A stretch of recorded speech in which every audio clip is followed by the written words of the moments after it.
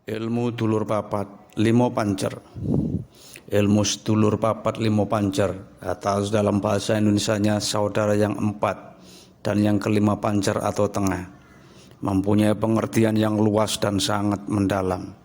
Secara garis besar, beberapa makna yang menyangkut pengertian dulur empat lima pancer ini adalah demikian. Disebut sebagai dulur empat karena pertama adanya empat kiblat dan lima tengah.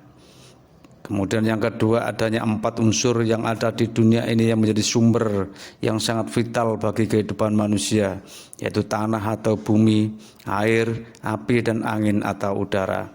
Yang ketiga, adanya empat nafsu dalam diri manusia, yaitu alwama, sufia, amaroh, dan mutmainah. Yang keempat, adanya empat unsur penjaga manusia ketika berwujud jabang bayi dalam kandungan ibu, hingga mengiringi kelahirannya di dunia ini, yaitu air ketuban atau kakang kawah, plasenta atau adi ari-ari, darah, dan tali pusar atau pusar. Kelima, adanya empat pengiring dalam kehidupan manusia yang menurut versi Gus Muafik. Yang kedua bersifat penggoda dan yang dua lagi bersifat penuntun ke jalan kebaikan. Sedangkan pengertian yang kelima atau pancer itu adalah guru sejati bagi manusia. Ada yang mengatakan dia adalah Basiro, guru sejati, sang ruh sejati, ruh Al-Quds, atau ada juga yang mengatakan sebagai sang dulur sejati. Para pemirsa sekalian, perwujudan gaib dari pendamping yang asli manusia sebagai khotam asli manusia, sebagai wujud dari kakang kawah dari ketilan pusar, itulah yang bisa dipanggil yang menjadi khotam asli bagi manusia, tidak pandang bulu dia beragama apa dan berkepercayaan apa, karena mereka adalah khotam yang memang disertakan oleh Allah SWT kepada manusia. Untuk info lengkapnya silahkan ikuti video ini sampai selesai, jangan di skip supaya tidak gagal paham, dan jangan lupa subscribe, like, dan komen. Terima kasih. Dari pemaknaan seperti itulah yang kemudian timbul kesadaran untuk penyelarasan antara jagat kecil, yaitu manusia mikrokosmos, dengan jagat besar atau alam semesta makrokosmos. Saudara yang empat yang ada di jagat besar itu adalah apa saja yang ada di empat kiblat, yaitu timur, selatan, barat, dan utara. Ditambah saudara yang pancer yaitu di tengah-tengah, artinya dalam diri manusia itu sendiri. Artinya apa saja, baik yang dohir maupun yang goib, adalah saudara bagi manusia, dan apapun yang membantu kehidupan manusia adalah tentara Allah. Lillahi junudus samawati wal ard. Tentara Allah tersebar baik di langit maupun di bumi. Dalam hal ini sekaligus mengajarkan bahwa ada empat unsur alam yang utama dalam kehidupan di bumi ini, yaitu udara, api, air, dan tanah. Hal itu dilambangkan dengan adanya 5 hari pasaran dalam masyarakat Jawa, yaitu Kliwon, Legi, Pahing, Pon, dan Wage. Bagi masyarakat Jawa, pasaran Legi dilambangkan berada di timur dengan lambang unsur udara, Pahing berada di selatan dengan lambang unsur api, Pon berada di barat dengan lambang unsur air, dan Wage berada di utara dengan lambang unsur tanah, sedangkan Kliwon berada di tengah-tengah.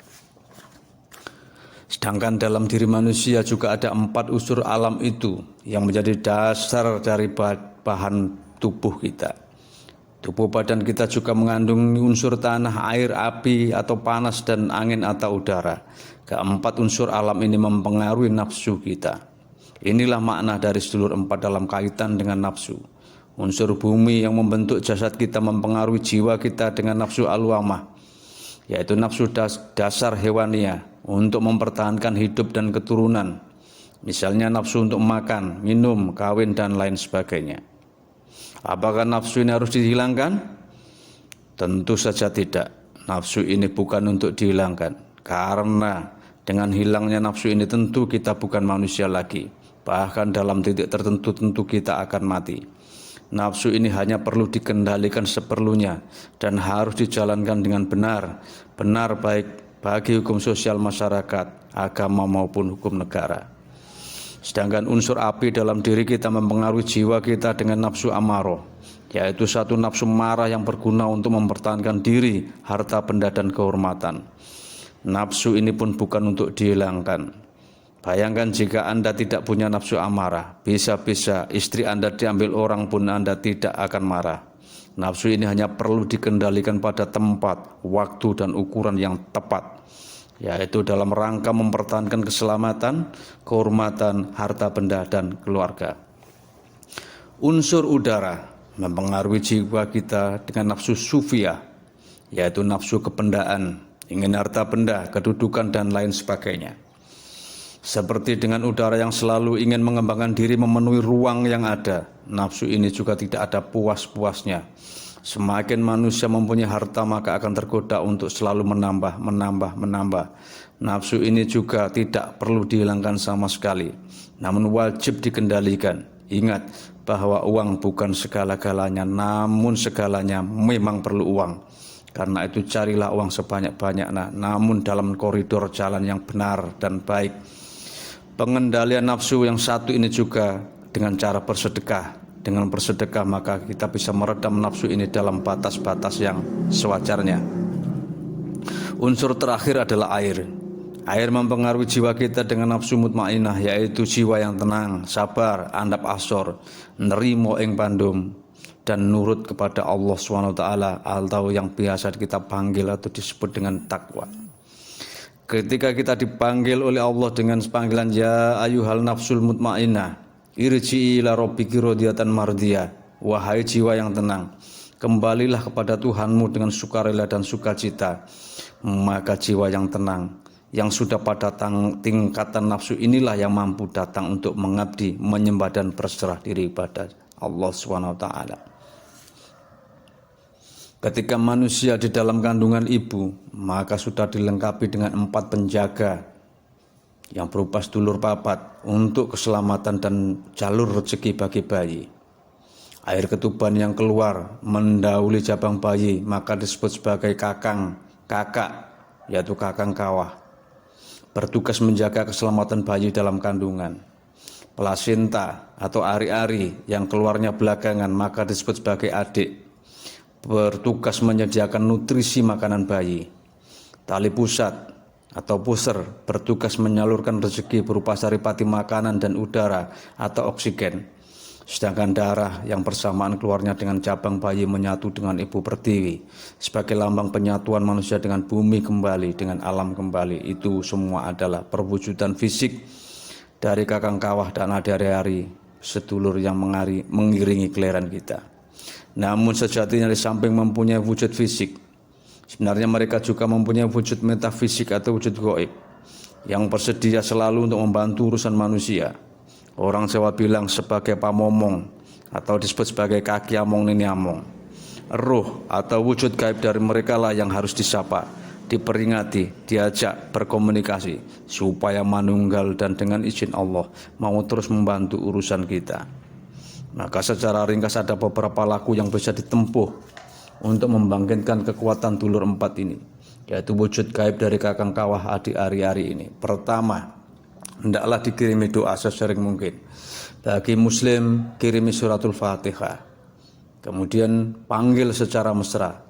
Dalam bahasa Jawa dipanggil, sedulurku sing lahir bareng sedina kakang kawah adi-ari ketilan puser lan sedulurku sing ora lahir bareng sedina kabeh, ingsun kawruhi sira kabeh nyawija kelawan ingsun lan rewang-rewang ana apa sing dadi kersane ingsun. Kalau dalam bahasa Indonesianya, wahai saudaraku yang lahir bersamaan denganku maupun yang tidak lahir bersamaan denganku, aku sapa kalian semua, maka menyatulah denganku dan ikutilah kehendakku, wujudkan apa yang menjadi keinginanku. Nah, siapakah saudara yang lahir bersamaan kita itu tadi yang sudah kita paparkan, yaitu wujud metafisiknya dari kakang kawah adi-ari. Sedangkan yang tidak lahir bersamaan dengan kita adalah seluruh tentara Allah yang ada di bumi maupun di langit dan penjaga-penjaga khotam-khotam dari ayat-ayat suci dan doa-doa suci. Kemudian yang kedua, ajaklah selalu beraktivitas. Ketika makan, bekerja, ajak, sapa mereka. Kecuali kalau mau tidur bukan diajak tidur, tapi Anda pamit dan pesan untuk turut menjaga diri Anda. Kalau dalam bahasa Jawa dikatakan, dulurku sing lair bareng sedina lan sing ora lair bareng sedina kakang kawah dirari ketilan puser kabeh, ingsun arep turu padha jaga reksanen ingsun. Kalau bahasa Indonesianya, wahai saudaraku yang lahir bersamaan sehari denganku maupun yang tidak bersamaan, kakang kawah dirari ketih dan puser, aku mau tidur maka berjagalah, jagalah diriku, jagalah keselamatanku. Itu. Kemudian yang ketiga, sering-sering mandi jinabat khusus untuk mensucikan jasmani rohani dan sedulur kita yang gaib tadi. Caranya, pertama baca doa atau niatnya. Khusus untuk bagi muslim, awali dengan ambil air wudhu dulu. Kemudian baca niatnya, niat ingsun atus jamas, nyuceni badan jasmani lan rohani ingsun, sedulur papat limo pancer, 6 nyawa pitu sukmo, suci, saka kodratullah. Bahasa Indonesianya demikian, sengaja aku mandi sesuci, menyucikan jasmani rohaniku, saudaraku yang 4, 5 pancer, 6 nyawa, 7 sukma, suci karena kodrat Allah. Kemudian siram kepala 7 kali, bau sisi kanan 7 kali, dan bau kiri 7 kali. Kapan mandinya? Sesering mungkin lebih bagus, minimal 1 bulan sekali malam kelahiran atau weton Anda. Lebih afdol lagi jika air mandinya dikasih bunga setaman, jika tidak pun tidak mengapa. Laku yang keempat adalah puasa weton. Dalam tradisi kejawen, puasa weton biasa dijalankan pada hari kelahiran seseorang atau weton seseorang. Biasanya praktek ini dilakukan sesuai dengan penanggalan Jawa, yaitu ada hari dan pasarannya. Bagi Anda yang tidak tahu hari pasaran, tanggal kelahiran Anda bisa Anda cek di Google, nanti akan keluar. Cara puasa weton bisa dengan cara puasa mute, puasa bilaruh dan lain sebagainya. Anda bisa memilih jenis puasa yang sesuai dengan kemampuan Anda masing-masing. Namun untuk dari saya cukup puasa bilaruh, yaitu puasa dengan sahur dan buka dengan cara meninggalkan makanan yang bernyawa seperti daging, ikan, ayam, dan juga makanan yang keluar dari benda yang bernyawa seperti telur, minyak ikan, petis. Anda bisa memilih versi yang full 24 jam atau yang normal saja, yaitu selama 24 jam. Bagi yang memilih full 24 jam, puasa dimulai dari sore harinya. Misalnya Anda lahir di weton Selasa Kliwon, maka Selasa sore maghrib Anda sudah mulai puasa. Sedangkan bagi Anda yang puasa normal, puasa hanya dimulai dari sebelum subuh pagi hari sampai maghrib, itu saja. Setelah berbuka pada maghribnya, baik yang 24 jam maupun yang 14 jam, hal yang perlu Anda perhatikan adalah melek atau tidak tidur semalam suntuk. Nah, malam harinya itulah Anda melakukan meditasi khusus. Nah, meditasi khusus ini adalah meditasi untuk pemanggilan sedulur papat limo pancer tadi. Caranya dengan duduk bersila yang tenang, rileks. Biasanya tahapan pertama ini banyak godaan atau timbul kesemutan, kaki kram atau dan lain sebagainya. Linu-linu itu adalah hal yang wajar. Mata Anda boleh terpejam, boleh juga terbuka, bebas asal bisa berkonsentrasi. Ketika belajar bermeditasi dengan memejamkan mata akan lebih mudah karena tidak terjadi pusing dan bisa lebih fokus. Ketika Anda bersemedi baik dengan pejam mata maupun tidak, saya sarankan Anda cari titik fokus, yaitu tataplah atau mengarahlah tatapan Anda ke satu titik, yaitu di ujung hidung Anda sendiri. Bagi Anda yang terpejam pun bisa melakukan ini. Kemudian konsentrasi pada alur masuk keluarnya nafas Anda supaya pikiran tidak lari kemana-mana. Namun perlu saya ingatkan, biasanya godaan pada saat ini adalah tidur. Kenapa? Karena ketika badan rileks demikian maka identik dengan tidur. Karena itu godaannya adalah tidur.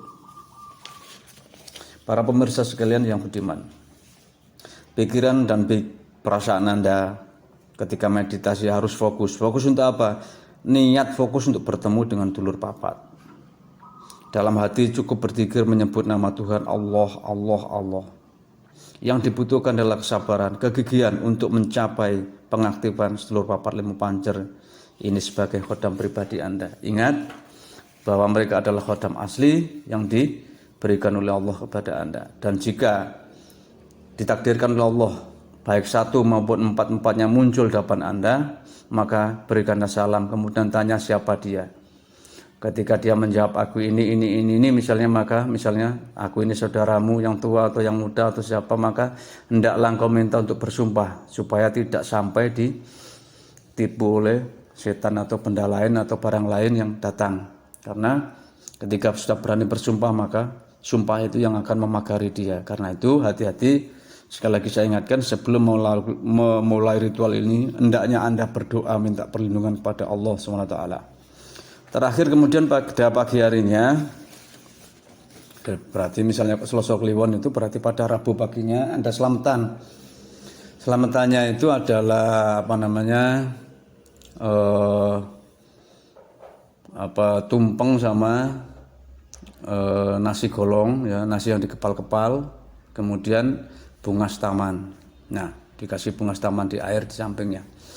Selamatan khusus ini bisa juga lebih afdal lagi bukan di hari misalnya weton Anda Selasa Kliwon, puasa Selasa Kliwon bukan pada hari Rabunya, tapi menjelang Selasa Kliwon sore atau malam Selasa Kliwon, itu lebih afdal lagi. Itu selamatan untuk pemanggilan Durur Papat Limo Pancer ini. Nah, demikian kiranya kalau ada pertanyaan silahkan tulis di kolom komentar. Semoga ilmu ini bermanfaat.